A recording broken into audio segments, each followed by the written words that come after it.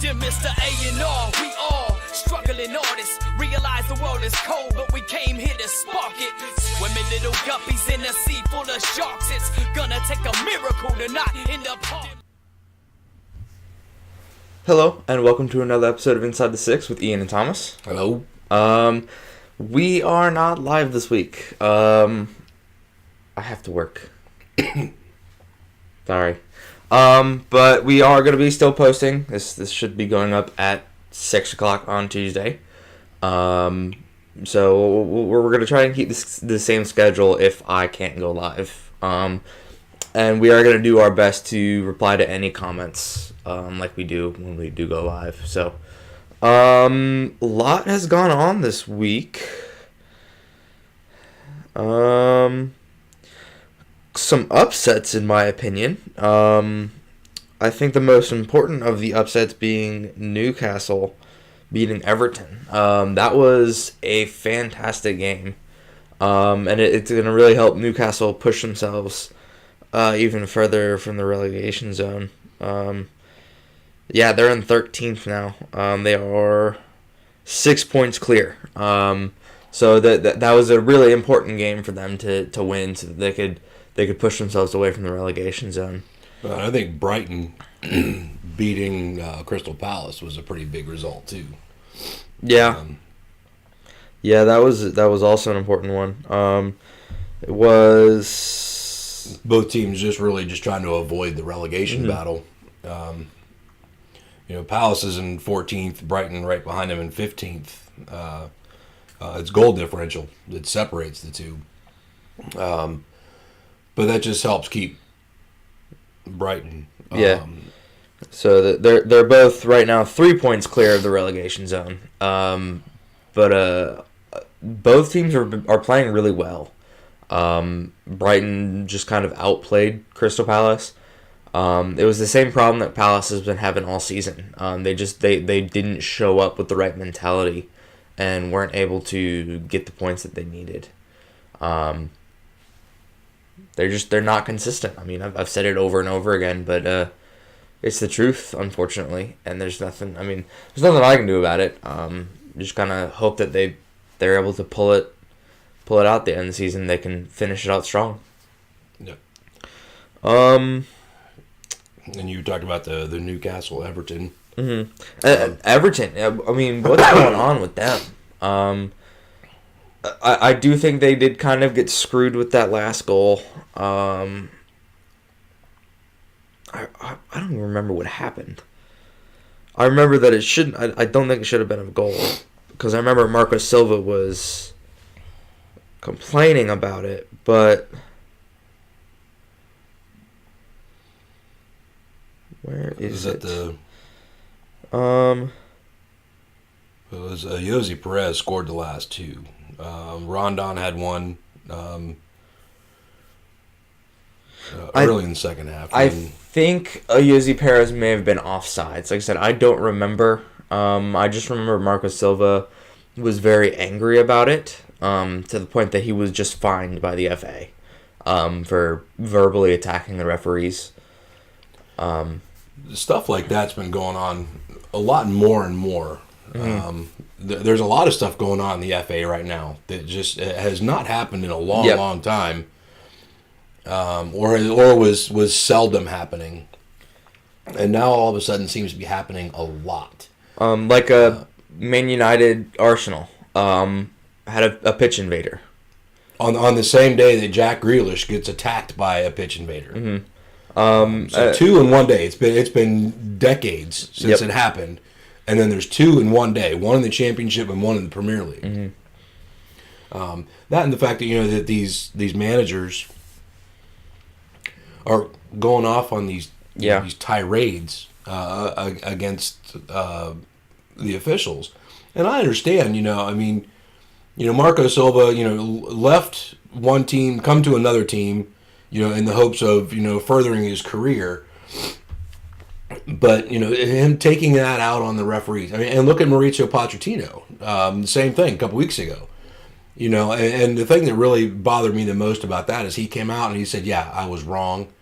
I made a mistake. Mm-hmm. I'm going to deal with the consequences. And then they fined him, and then he said, well, I don't remember doing anything wrong. Well, then why'd you apologize? That and the fact that a lot of it was caught on camera. You could even hear other people standing around him and the officials as he's berating them, and you could hear somebody's, I don't remember, I don't know who it was or, what it was that was said, but you could hear this other person pointing at Potch saying, you can't say that. You're not allowed to say that. So whatever he said was in a clear violation of, I think it was that they fined him, the money because it was in violation of 3 separate articles of the professional conduct rules. So it wasn't like he just went out there and said, oh, your mom. He went out there and he said something, derogatory. And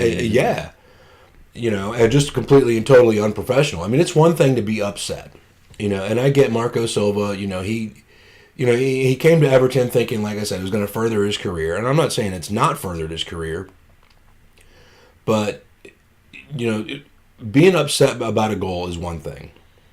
But going off on a tirade to the point where they have to send you, a punishment, that's, it's got to stop. And I want to add something to the punishment. If you're serving a touchline ban, you should have no contact with the team. I agree. You should not be able to text the assistant manager. You should not be able to call the assistant manager. You should have 0 contact with the team. That's the point. I'm okay with you sitting sitting on the sideline, up in the stands, watching your team play. But the whole point of a touchline ban is you did something wrong. You are being punished by not being allowed to coach your team. True. And that just retrospectively, Arsene Wenger served more than one of those, for doing whatever, doing things that he would do, and he always had the walkie-talkie with the earpiece, and again, he's in direct contact with the coaching staff that is on the touchline, and again, and I agree, if you're serving a touchline ban, you are banned from the touchline. That doesn't mean you don't just sit on the touchline. It means you're banned from the touchline. You are now a spectator. And I agree. It ruins the point of the punishment. But what are you gonna do? But I'm not the FA. You're not the FA. We're not the FA. Are you the FA? But yeah, the FA's got a lot going on right now. Managers are kind of being unprofessional. 2 pitch invaders in the same week in 2 different leagues. One of them physically assaulting a player. Yeah. Jack Grealish of Aston Villa, they were at Birmingham, which is a big rivalry. And I just think it's awesome. After he was physically assaulted by a Birmingham fan, he went on to score the winner against Birmingham. At Birmingham. In a rivalry. So, to pick yourself up from that, be like, all right, whatever. And actually, in his post-match interview, they asked him, well, how are you feeling about what happened? He's like, this is the best day of my life. I just scored the winner in a big rivalry match. Yeah. He's like, well, what about you being hit? He's like, yeah, it sucks. It's a terrible thing. It should never happen in the game, but. I'm not worried about that. I'm worried about getting the 3 points for my team, as a captain and being able to move on. Yeah. So, he's very professional about it. I remember, who was it that said that Birmingham should be severely punished? And I kind of agree. Well, it was Robbie Earl. Yeah. Excuse me. Guys, I'm dealing with a sinus infection that just showed up yesterday, so I apologize. But Robbie Earl and Robbie Mustoe, with Rebecca Lowe on the NBC Premier League desk, they talked about it. Mm-hmm. And, the 2 Robbies, you could tell. These guys are, these are former professional players. Both played in the Premier League. And they were absolutely disgusted, angered. And I am too. Probably not to the point that they are, because I've never been on the Premier League pitch. But and what the point they made is this pitch is a sacrosanct place. This is sacred ground. You have to earn your way there. Mm-hmm. And I know that there's at least one Premier League stadium where there's a sign right on the touchline. I mean, a big yellow sign, and I've seen it, watching the matches on TV. It says, it's an arrestable offense to cross this line.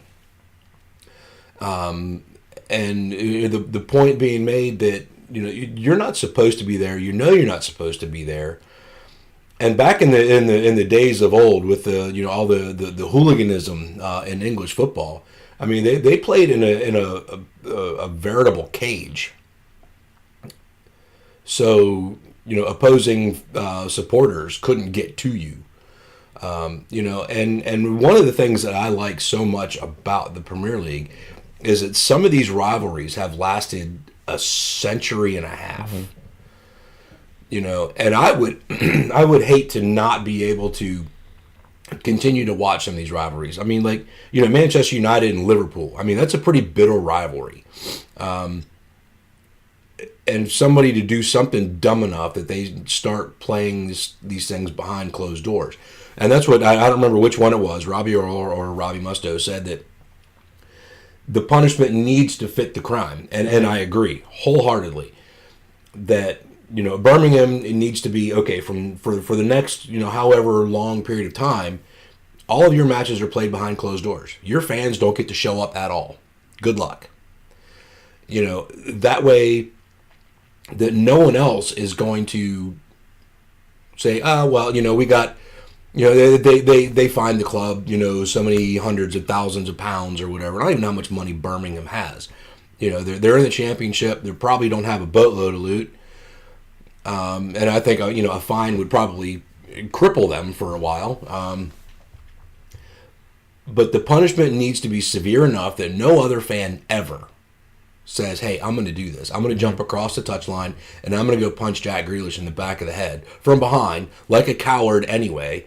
You're a total wuss. I have all kinds of really dirty words I want to say about this guy because he did everything from behind.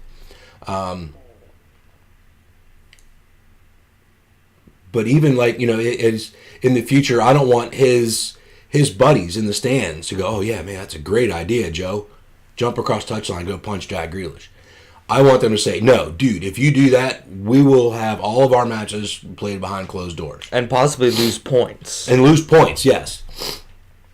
And when I was watching the Arsenal United match, and the pitch invader, it was R.O. White and Lee Dixon were commentating.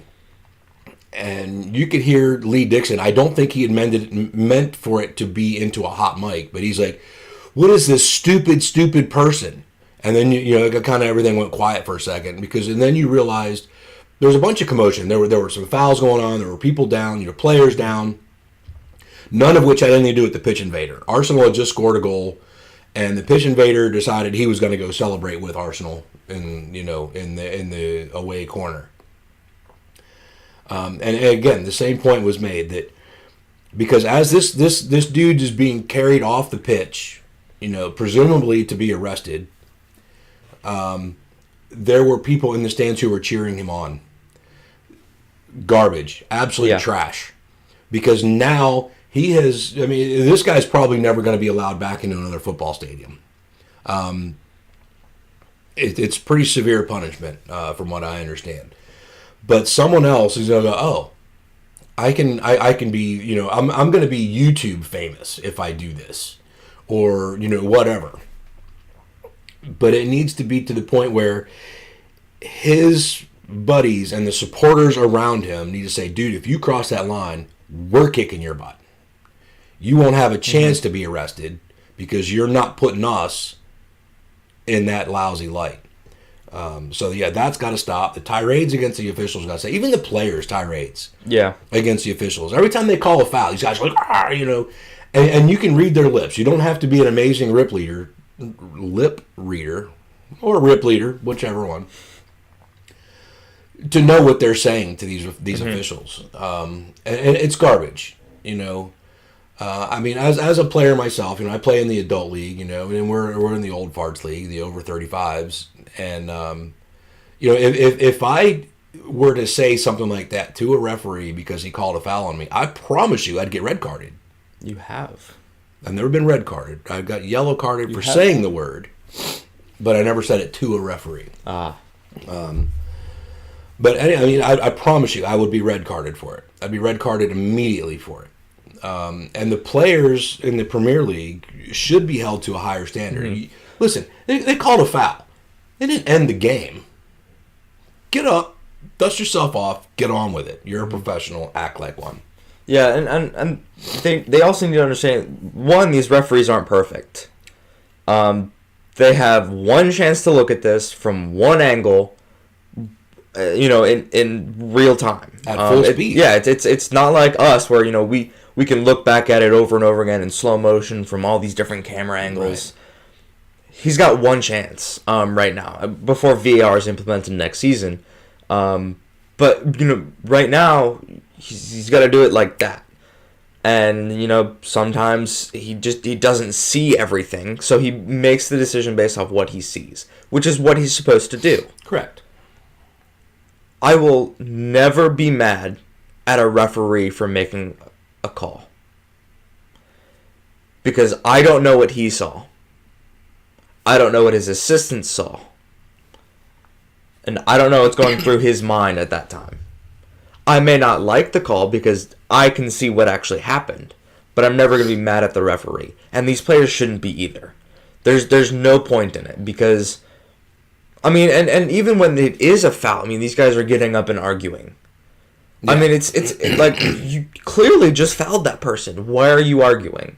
Yeah. When you grab someone's arm and drag them back, or even, you reach around and grab their face. You did that. Mm-hmm. You did it. They're arguing. You did it on purpose. Yeah. And as long as I've been watching the Premier League, and I was thinking about this the other day, it's been about 10 or 12 years. I can tell you that I have never seen officiating that I felt was less than honest ever in the Premier League. Now, in other leagues, and most of them in the United States, I have felt like that. But in the Premier League, in the Bundesliga, I have not seen officiating that, like I said, I felt was less than honest. I feel like these officials are out there doing the very best that they can with what they have. And you know what I'm saying? You've got a center referee, you've got two assistant referees on the sides, and then you have a fourth official. And yeah, they're in communication. So, the center referee can ask his AR on one side, hey, is that what you saw? Yeah. And then he can award the foul one way or the other, or, change it, from just a set piece to a booking, from a yellow card to a red card, how he can do those things within a reasonable amount of time. And I've seen those things happen. But I've never seen one-sided refereeing in the Premier League, ever. And I'm not a referee. I'm not an expert on the subject, but I know what's a foul and what's not a foul. And again, like Thomas said, I'll just reiterate that they get one chance from one angle at one speed, live speed. And I think that 99% of the time they're spot on. There's those few times you're like, oh, come on, man, that should have been a PK. Or you're like, come on, there wasn't even in contact. How was that a PK? But at the same time, I don't think they're being dishonest. I think they're making the best decision with the information that they have available to them. So the arguing and the yelling and the screaming and all that stuff, I think it needs to stop. The flopping needs to stop. That needs to... Chicharito got booked for a dive in the West Ham game. And it was a blatant dive. It was blatant. Everyone in the stadium saw it. And he immediately got booked for it. And a couple of things to go with it. He had runners with him. He had options. All he had to do was serve the ball, and there would have been at least a shot. But he decided to see if he could force a penalty. His team was down against Cardiff. 1-0 at that point, yeah. I believe. And I understand, you're upset because you're down against Cardiff, who deserved their win, by the way. Yes. That was probably the upset of the week. But he had options, and he didn't take them. He decided to force a penalty, or try to force a penalty. It didn't happen because the entire stadium saw him fake it. I don't remember which referee it was, but he immediately pulled out his yellow card. And Chicharito walked away. I mean, he was blushing. He was so embarrassed. You know, and I'm sorry. That's on him. And that's another thing I think the FA needs to step in and take care of. Mm-hmm. Listen, okay, I understand they're saying, listen, you got to start booking this thing. Fine. Book the dive. Great. But now with VAR being implemented, it's going to be even more under more scrutiny. Start writing these guys fines, man. I mean, these guys are making hundreds of thousands of dollars a week. They can afford a $50,000 fine for faking. It's cheating.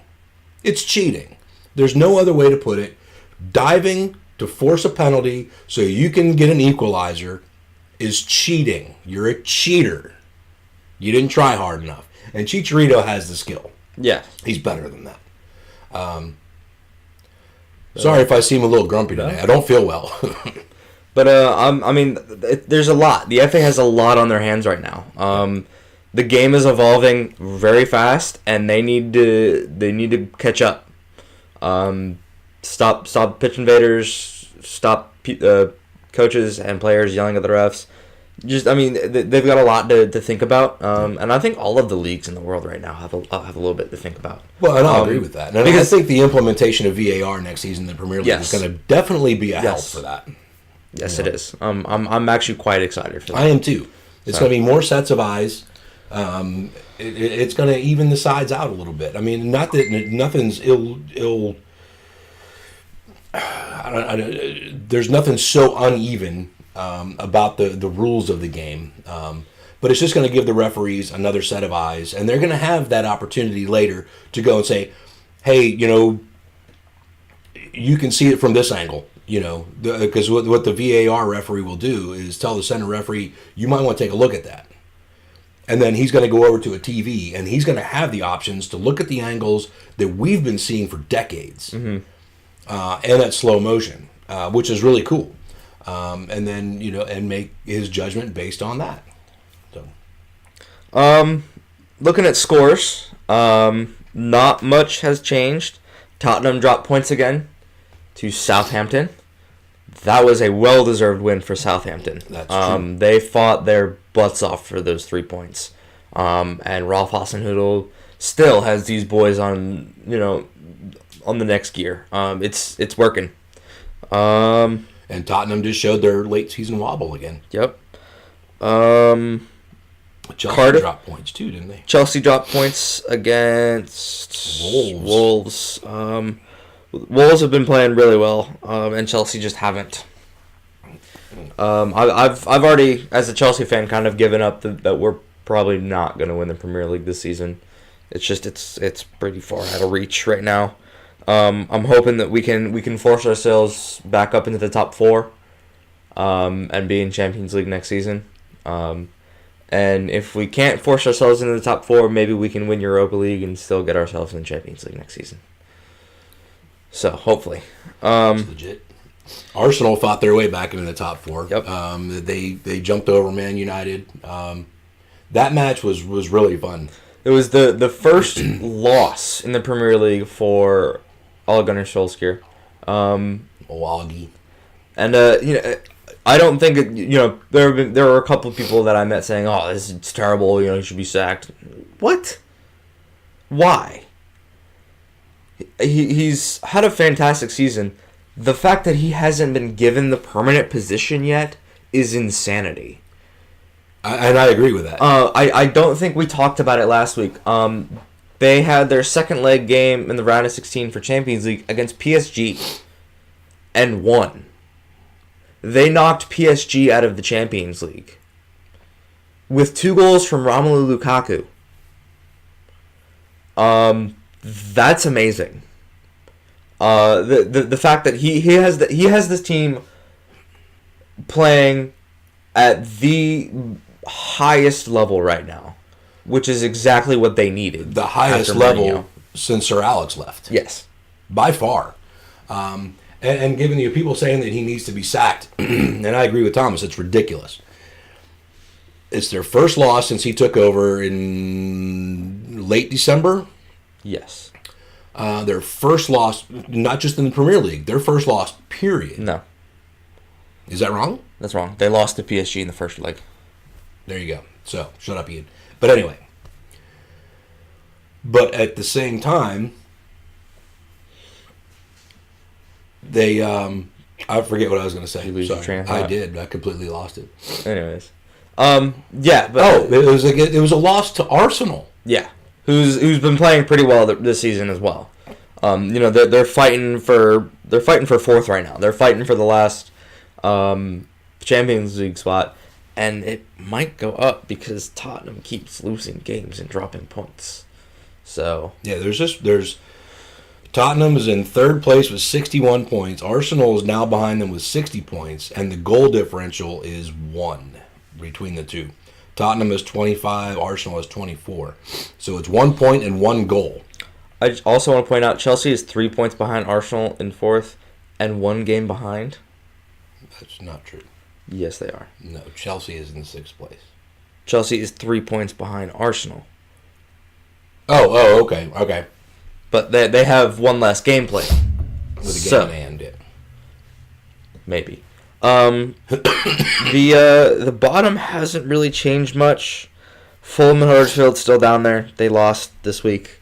Cardiff was able to, like we said, get some points and start climbing their way out of that relegation zone. Well, hopefully we can see that push. Burnley played really well against Liverpool, but they were coming up against Liverpool.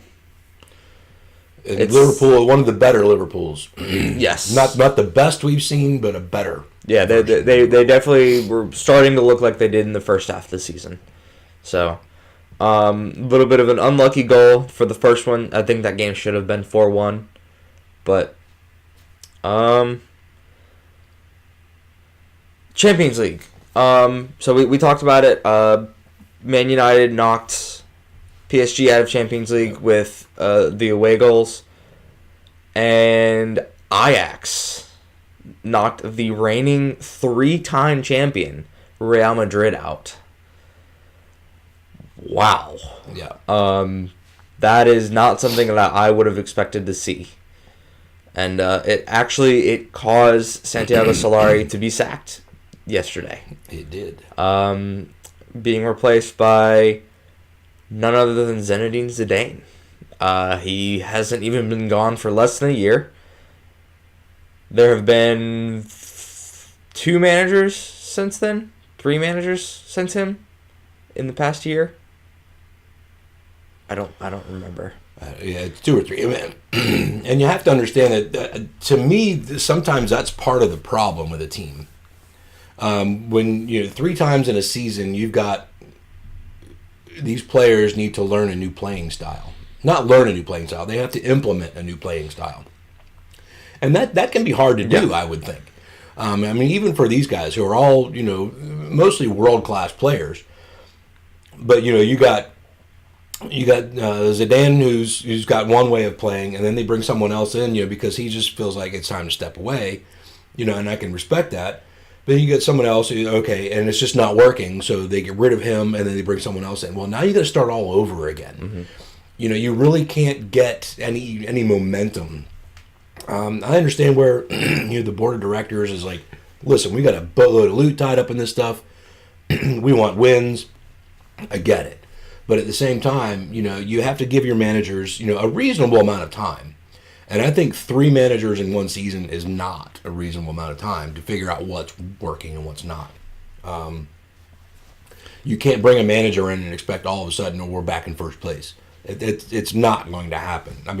Look with Ole Gunnar Solskjaer. New management. He's rumbling forward. Mm-hmm. Don't get me wrong. He has got that freight train on track, but he's not in first place yet. And again, I think he should have that job permanently. Anyways, so those were the games last week for Champions League. No, they're not. What am I talking about?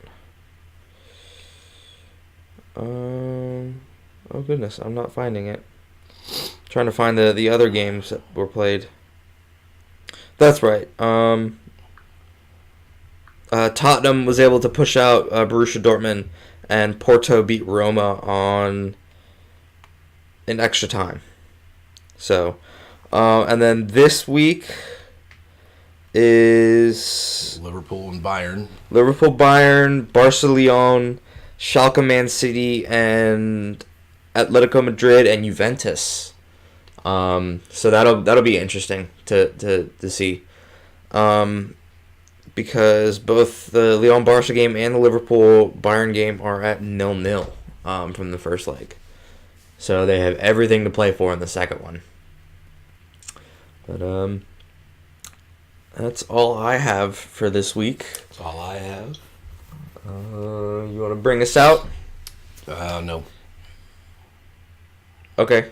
I can't talk much. Thank you guys for tuning in to this week's episode of Inside the Six. Thank you, Ian, for showing up, even though you feel like crap right now.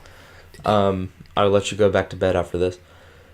And thank you to Microphonic MC for allowing us to use your music for our intro outro. And check out our social media in the description. Check out our t-shirt shop in the description. And we might be live next week. Click the bell so you know. Oh yeah, do that. I don't know my work schedule for next week, but if I do work, it'll be very similar to this. We'll post a video at 6. So thanks again, and we'll see y'all next week. Thanks everybody. Bye.